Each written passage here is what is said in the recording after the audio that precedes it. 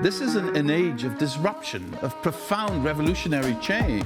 What we're really asking ministers is to empower the ambassadors. The only thing that you really push forth is the truth. You don't see many women represented when it comes to the decisions as to how to handle the pandemic.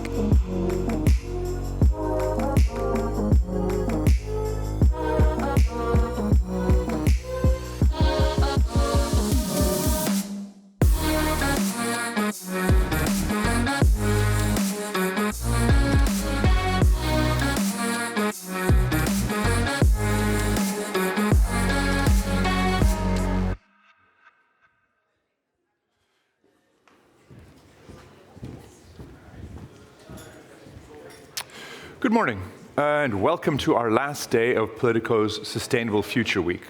My name is Jan Chański, and I'm Politico's Senior Policy Editor. Today, we're going to be looking at the geopolitics of the energy transition.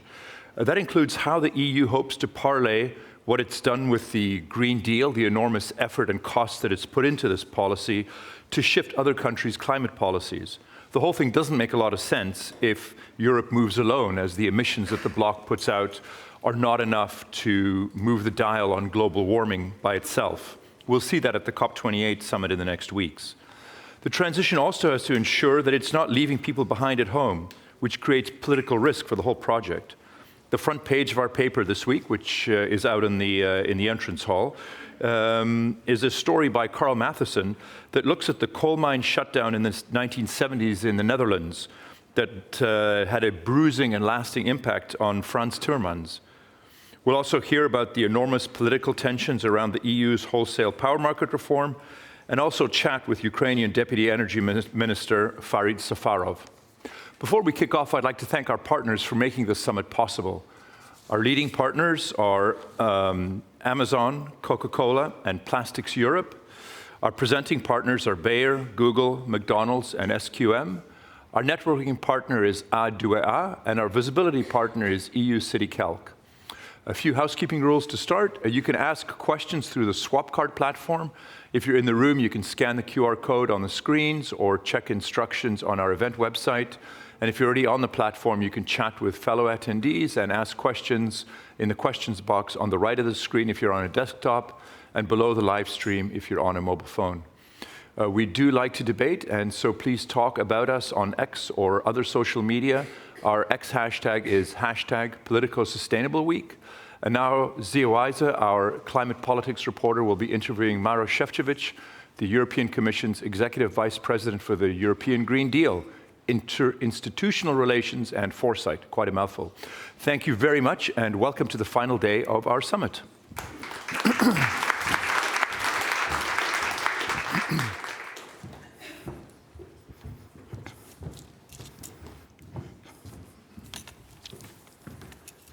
Okay, good morning and welcome. I was going to do an introduction, but my colleague just did it for me, and I'm sure you actually, all of you probably know who's sitting here. Thank you so much for joining us. It's really great to have you here. It's been about, 2 months since you were asked to take over Frans Timmermans' portfolio after European Green Deal. So yeah, and I've obviously got a bunch of questions. As my colleague Jan just reminded you, you can also ask questions through the Swapcard platform, which should hopefully then show up on my tablet here. And then, yeah, before we dive into all things green policy, climate, everything, I do want to briefly ask you about energy, because this is our energy day at the summit. And so I've seen the EU's gas storage is basically 100% full, right? Does that mean we're good? Like, nothing to worry about? I think, and thank you very much for your kind invitation, and of course it's a pleasure to share my thoughts with the audience here and also online.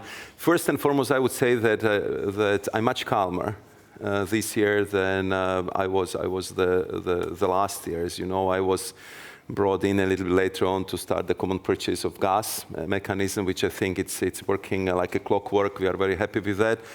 And I think that also thanks to that effort, as you said, our gas storages are full. We are even filling up the biggest underground gas storage in Europe, which is in Ukraine. So from this perspective, I think we are doing much better. But at the same time, I would say it will definitely not be a walk in a park. We need to be absolutely vigilant. So still all the measures linked with saving the energy, reducing the gas consumptions, and of course working with our international partners on the continuous supply of energy is absolutely important. And I think that the last year and this year is just proving that what we need to do is accelerate the rollout of renewables, because this is our indigenous source. This is what will bring us the strategic autonomy we need in Europe, and which will bring us also the lower energy prices, because this is the issue I hear in every single green dialogue I have with the citizens, or every single clean transition dialogue we have with the industry. Yeah, speaking of the energy transition, obviously a lot of EU countries have started expanding their gas infrastructure in response to the energy crisis, like LNG terminals, for example.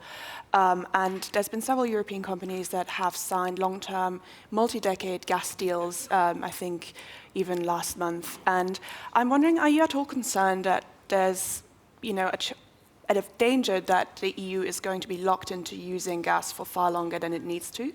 No, I really don't think so, because in the end, I mean, the dilemma which we've been faced with the last year, and I think it was one of the reasons for this spiraling, skyrocketing energy prices in Europe, was the fact that clearly we had a lack of infrastructure. Because once you phase out 150 billion cubic meters, which have been coming for decades from Russia, you just simply need to diversify. You need to build additional interconnectors. You have to increase your LNG import capacity, and therefore these investments have been absolutely needed. But I think we've been very clear, and I think nobody disputed that we want to be climate neutral by 2050, that we shouldn't go with longer term contracts beyond 2049. And what is also very clear from the discussions with the grid operators, with the gas companies, and most importantly with the head of states and government, that the infrastructure which is being built right now is built in a way that it's future-proof. Because of course now we use the gas.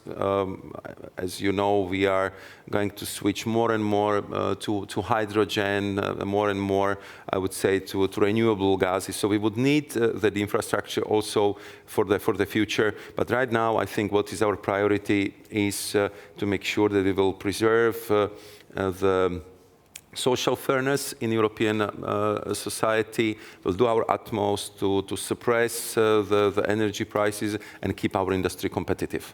Before we move on to that, so you think that these European companies that I think have signed contracts until 2053 with, I believe, was it Qatar, they're making a mistake?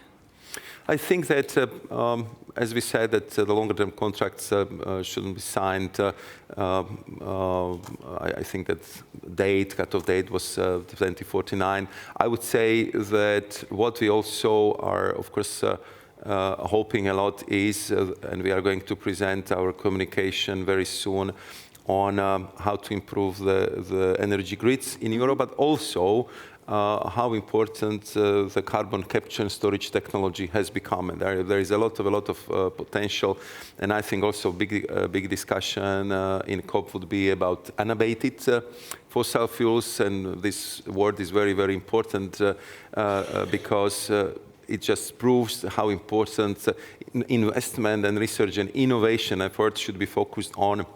How can we capture, store, sequestrate CO2? And I think that would be part of the technological solutions which will bring the world to the climate neutrality in the second half of this century. Can you give us any kind of sneak peek on the grids proposal? Any headline? I think that now we are having very intense interaction with the industry. And as I said, number one issue is energy prices. Number two issue is permitting. How can we make it faster? And of course, number three issue to make sure that we would have fair competition in the European market. And I think you have seen that if it comes to some of the policies of the United States, or of course the traditional policy of subsidies coming from China.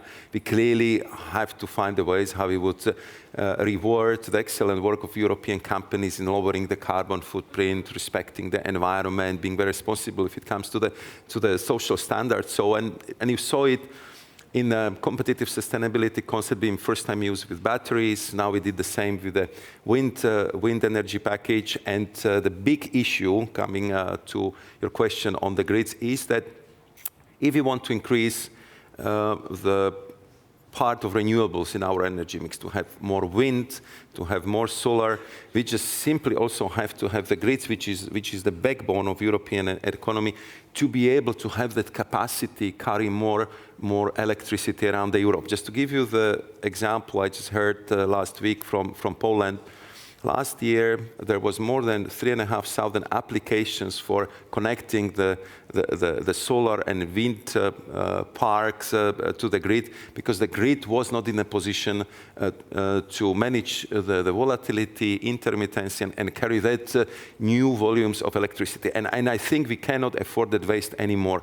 If we produce renewable energy in Europe, we should use it. It should make it to the consumers, and therefore we just need, first and foremost, to digitalize, smarten the grid, so they can make sure that electricity can go in both directions, that we can manage them better. We need to have better interconnection among our member states, because this is the way how you build the single market for electricity.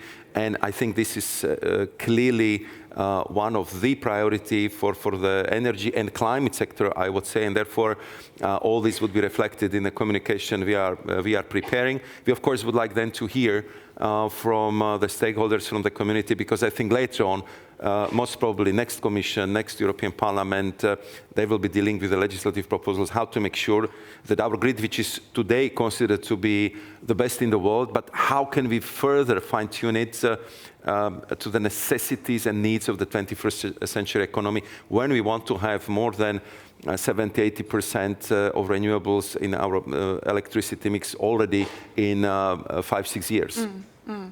Okay, I'd like to move on just a bit to more broader green policy questions. And you've been very keen on starting dialogues with various sectors since you took up the job. And I'd like to focus on one in particular that's perhaps caused the most controversy, and that's agriculture, farmers. You've held dialogue with stakeholders in the agricultural sector.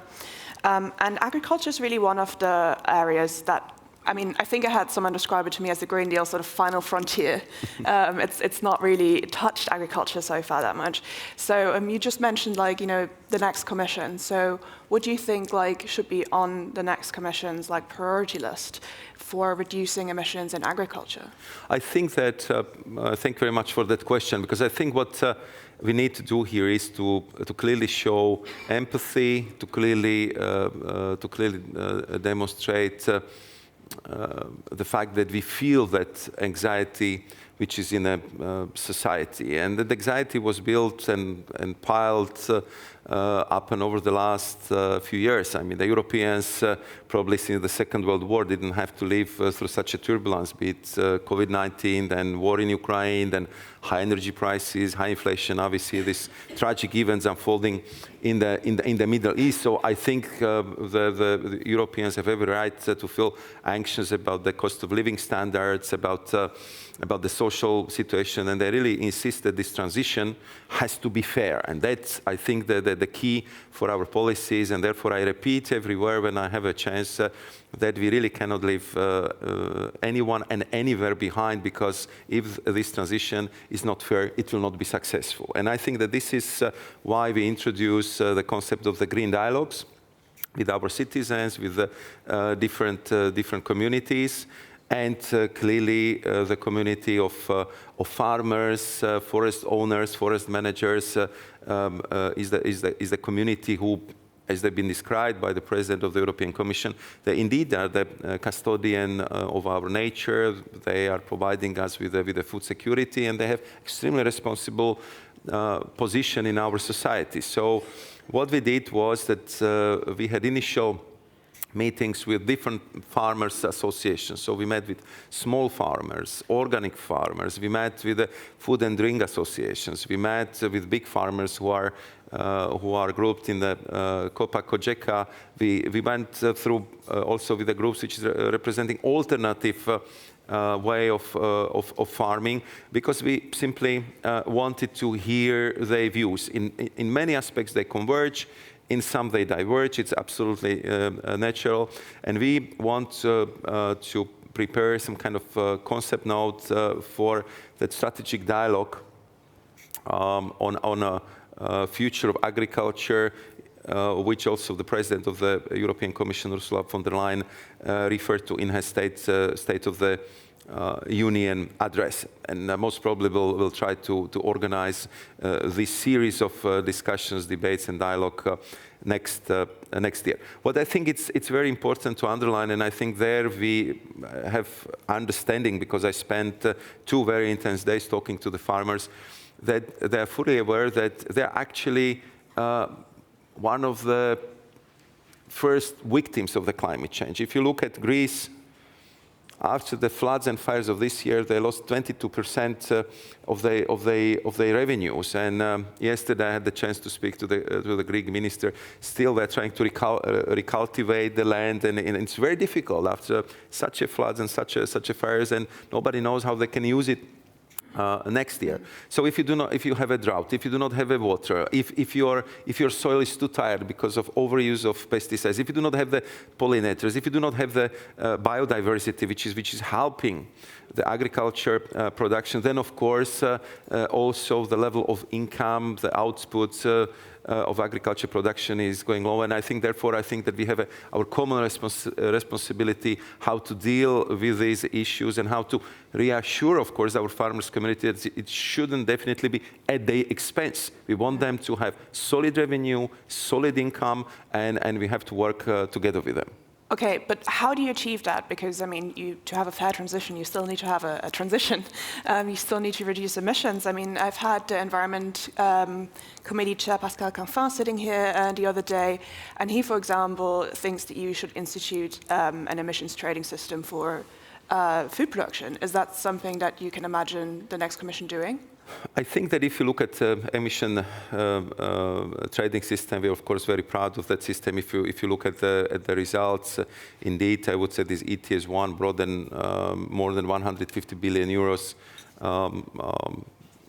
to the public budgets, which are used for support of transitional measures. As you know, now we are introducing ETS2, which will go for industrial emissions, for buildings and for road transport. And of course, we are also discussing with the farmers and forest managers how we can bring more income into this community. And one of the issues is that as we are trying now to do very clearly with the industry, if you are environmentally responsible, if you look after your carbon footprint, you should be rewarded for your efforts and not undercut by some foreign subsidized competition. I think that's what we are clearly demonstrating we want to do with battery regulation, with wind package. And if it comes to farming, agriculture, and forest management, one of the issues we've been discussing, how can we maybe better monetize carbon removal certificates? How can we better reward the organic farming or the sustainable farming, and how to make sure that we would use the combination of national and European efforts when you need to do some measures to kind of restore the nature, or simply bring in the measures which are not good only for the environment from the, let's say, global perspective, but also from the regional, local perspective, because they will bring more harvest to the local farmers community. And for that, you need the permanent dialogue, you need the understanding, you need to listen to each other. And I think we achieved it in the discussions we just completed the last week. But it's just the start of the process, and I know that we would need more structured approach to debate this and to, I would say, prepare the ground for the next Commission to go more in depth and really kind of help to bring up the measures which will secure what I would describe the bright 21st century type of modern European agriculture. You've thrown your support behind a 90% reduction target for 2040 at your confirmation hearing in the Parliament, in line with the EU scientific advisory body's report. That report suggests that like a lot of the pathways to reach 90% will probably require cuts in livestock numbers in Europe. Is that something that you agree with? Is that something, how do you make that fair? Is that something you've spoken to farmers about? I think if it comes to 2040 target, clearly, I mean, it's something what we have to do, because I think clearly the European citizens, but also business operators, they want to see how you would make it from minus 55, I believe it would be around minus 57 by 2030 to 100, to minus 100% by 2050. So we need to build some kind of logical link. There have to be this incremental curve, how we get to that level. And of course, what we do right now is that we do very thorough impact assessment of different scenarios, of different conditions to be fulfilled, different technological advancement we would need to get to the target. So it's very, very thorough work, which is done by DG Klima, by our impact assessment board, and we would like to come up with a communication early next year. And there, I believe that all these questions would be responded to. What I say, and I think it's widely shared in the Commission, we always have the social justice and fairness at the top of our priorities, because only if you have public support for your policies, you can execute it. In Europe, we've been privileged to have the public support for our green policies, and we shouldn't take it for granted. We should work hard to maintain it, to cultivate it, and that would require to spend even more time in these dialogues to be sure that we hit the I would say the right level of ambitions and come up with right choices of the solutions, that perceptions that we do something important for presence, absolutely key for the future in a fair, just manner. Only in that case we will be able to achieve that. Sticking briefly with the 2040 target, what's sort of the likelihood of the entire Commission following you and Wopke Hoekstra in actually backing or suggesting a 90% reduction target? I think that the Commission of Ursula von der Leyen, I think clearly is the most ambitious if it comes to the green policies. And you know, this is actually my fourth Commission. I'm serving in, so I can compare. And clearly, the Green Deal was taken as a #1 priority, green and digital transition. And I think that if you look at the legislative framework which we put on the table, nobody disputes it. And you know, I'm talking to a lot of international partners that we are clearly the most advanced major economy in the world if it comes to the rollout of the legislative proposal. Now, of course, we are in the next phase, and it would be even, I would say, more demanding, because we have to make sure that all these goals, all this legislative framework would be implemented on the ground, that actually we bring it from the legislative books into the real life of our industry, in the real life of our cities and our citizens. And of course, it requires absolute focus and a lot of efforts. But I can say that all our discussions on the Green Deal, on the biodiversity are very, very consensual. So I'm sure that we will take the decision which will be based on science, which will be based on thorough impact assessment, and would be the best for the European Union. And again, I have no doubt that it would be the most ambitious approach to tackling climate change in the world. We, of course, want to see how our partners would present their ambitions in Dubai, because I think the global stock taking, which will be done for the first time, I think would be absolutely crucial also for the future and for the implementation of the Paris Agreement. We have some time lapsed since the Paris Agreement was approved and adopted. So now I think it's the right time to look, what did we well, what did we wrong, what was working, what was not working, where actually we stand. Because if you look at the weather-related disasters over the last 12, 24 months, we are all shocked by them, but we sometimes tend to forget that still the overheating of our planet is somewhere around 1.1, 1.2 degrees Celsius. So we are still well below 1.5.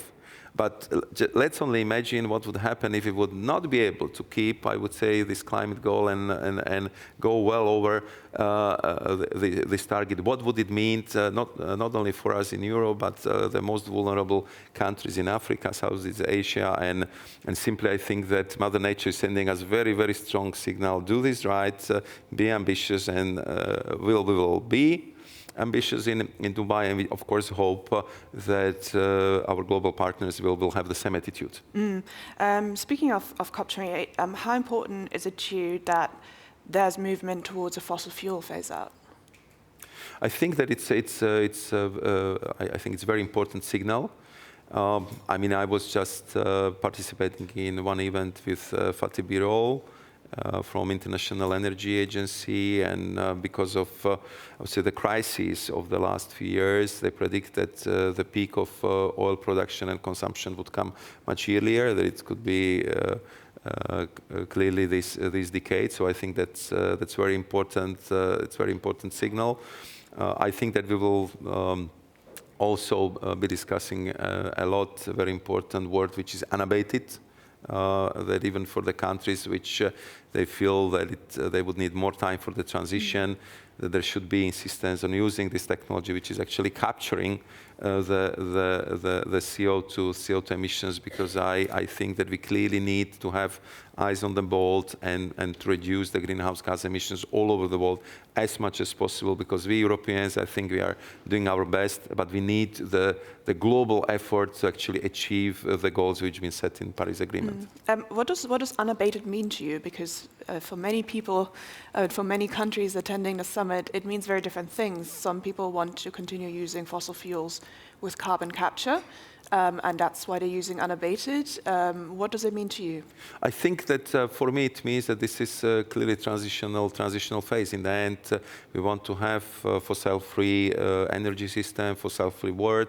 We clearly have commitment which is enshrined in the climate law, that we will be, I'm sure, first major economy to be climate neutral by 2050, and that means that this would be the world without fossil fuels. But I know that for some countries it might take 1 or 2 decades longer. I mean, if you listen to China or the Middle Eastern countries, so their goal to become climate neutral is somewhere around 2060, and of course to get there, when we will be able to power our economies and heat our homes with electricity, with hydrogen, and with all these new modern technologies, we will have a transitional phase. And for that transitional phase, we have to use carbon capture and storage technologies as much as possible, and therefore we are going to dedicate to this technology one of our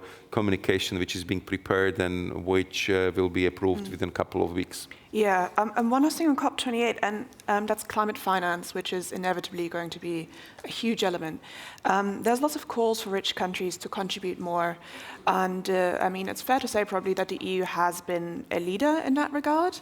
Do you think it's time for other countries to pay up in a way, and if so, which countries?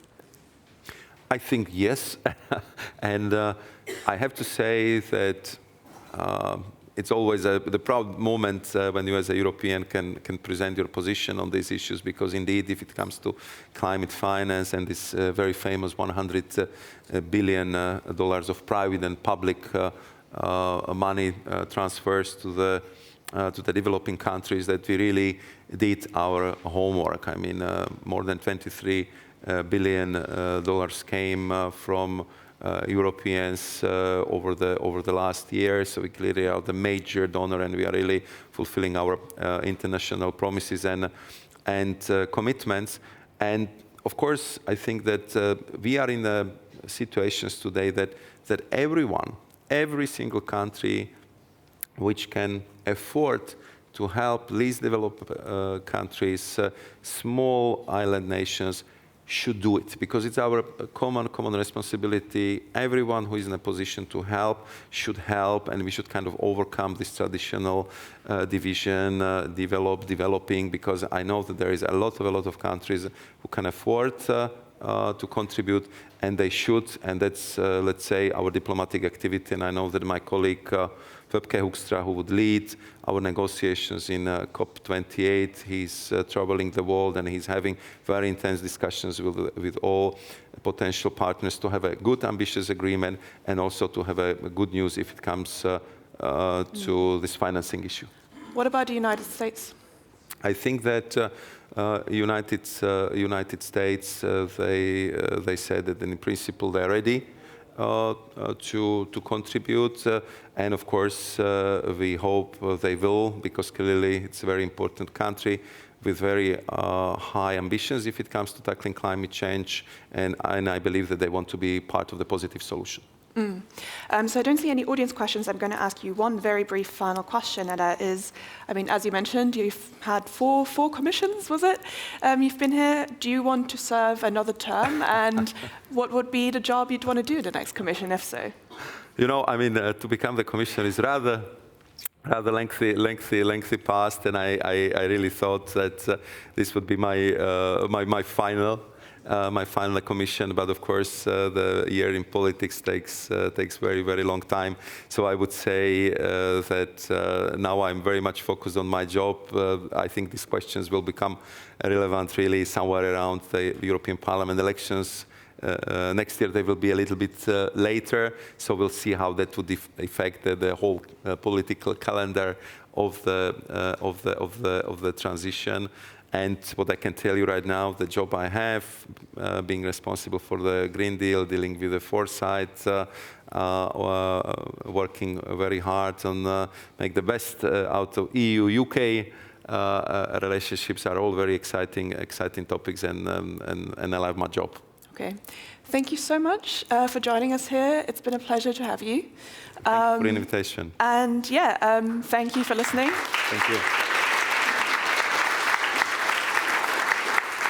And please remain seated. My colleague Victor Jack will be here shortly to host a panel on, I believe, the power market reform, which starts in a couple of minutes. Thank you so much.